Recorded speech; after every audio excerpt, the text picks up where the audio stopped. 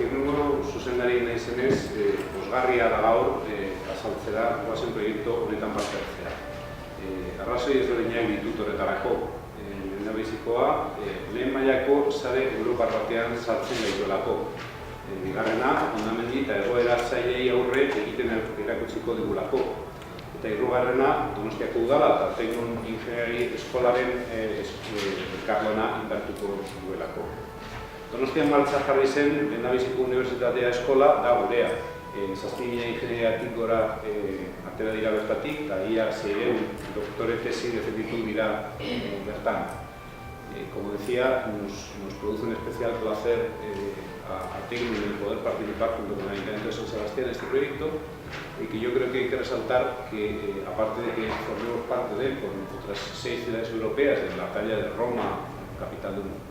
importante, Riga, también una capital, aunque sea de un país un poco más pequeño, creo que el que desde Donosti seamos capaces de liderar este proyecto,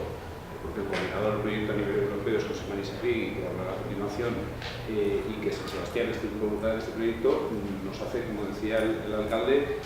estar en una red de ciudades europeas muy importante y visualiza en que San Sebastián es una ciudad del conocimiento y la apuesta por la universidad, por la investigación, es una apuesta de futuro de la ciudad y que puede traer mucho valor añadido y mucho bienestar para los ciudadanos de Donosti.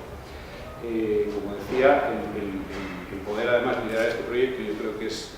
me produce una especial satisfacción porque nos ha permitido establecer la relación con el ayuntamiento, y creo que es muy bueno para cualquier ciudad, una ciudad grande que se encuentra con situaciones en el día a día en la cual inundaciones, oleajes, puede tener un incendio, puede pasar cualquier cosa. Realmente son situaciones complicadas, algunas veces originadas por catástrofes naturales y a veces por la propia acción del hombre,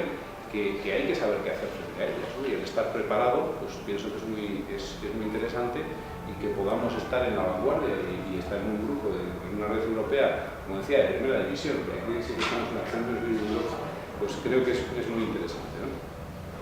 Yo tampoco me quiero extender más, porque creo que ya ha hecho una buena presentación, y aquí el que tiene que hablar de verdad es José Mari, que es el coordinador del proyecto. José Mari, además de ser coordinador del proyecto, es director del Departamento de Organización Industrial de Teknon,